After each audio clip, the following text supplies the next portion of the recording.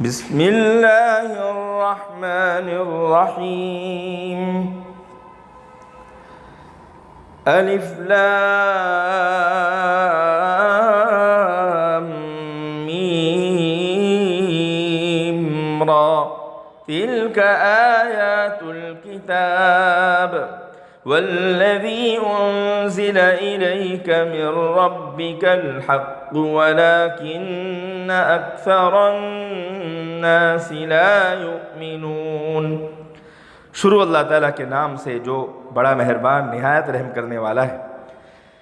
الف لام میم را، یہ اللہ تعالیٰ کی کتاب کی آیتیں ہیں، اور اے پیغمبر علیہ السلام جو کچھ تم پر تمہارے پروردگار کی طرف سے نازل کیا گیا ہے برحق ہے، لیکن اکثر لوگ ایمان نہیں لا رہے۔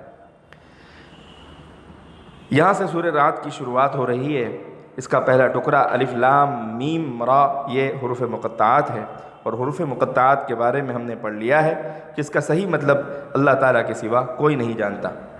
یہ سورت بھی ہجرت سے پہلے نازل ہوئی ہے، اور اس سورت کا بھی بنیادی موضوع اور مضمون اسلام کے بنیادی عقائد ہے، یعنی توحید، رسالت اور آخرت کو ثابت کرنا۔ اسی طرح ان عقائد پر جو اعتراضات ہوتے ہیں ان کا جواب دینا ہے۔ جیسا کہ آپ نے سورہ یوسف کی تقریباً آیت نمبر 105 میں پڑھا ہے کہ اللہ تعالیٰ نے فرمایا، آسمانوں اور زمین میں اللہ تعالیٰ کی قدرت کاملہ اور اس کی وحدانیت کی بہت ساری نشانیاں پھیلی ہوئی ہیں، لیکن کفار ان کی طرف دھیان دینے کے بجائے ان سے منہ موڑتے ہیں۔ اب اس صورت میں کائنات کی ان نشانیوں کی کچھ تفصیل بیان فرمائی گئی ہے۔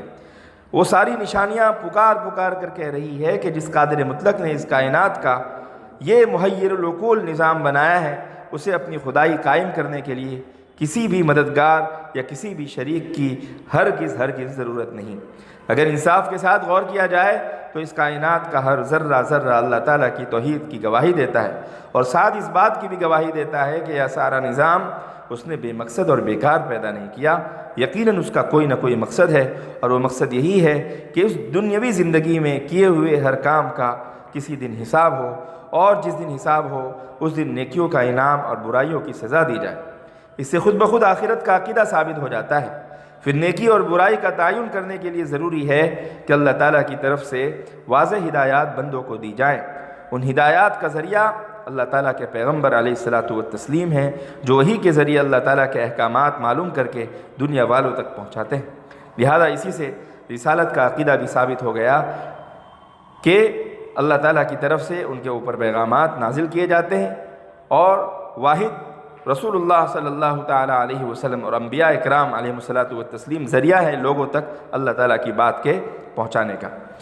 اسی طرح کائنات کی جو نشانیاں اس صورت کے اندر بیان کی گئی ہے، خاص طور سے بادلوں کی گرج، بجلی کی چمک، اسی بنیاد پر اس صورت کا نام سورہ رعد رکھا گیا، کیونکہ عربی میں گرج کو رات کہتے ہیں۔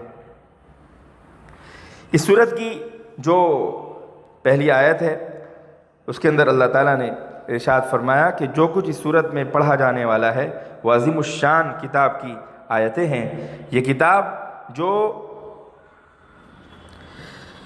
آپ کے پاس ہے وہ آپ کے پروردگار کی طرف سے اتاری گئی ہے، یقیناً درست اور بالکل سچی ہے۔ لیکن تعجب کی بات اور تعجب کی چیز یہ ہے کہ ایسی صاف اور واضح حقیقت کے ماننے سے بھی بہت سارے لوگ انکار کرتے ہیں، یعنی اس قرآن کریم کی اتنی واضح آیتوں کو دیکھنے، پڑھنے اور سمجھنے کے بعد بھی انکار کرتے ہیں۔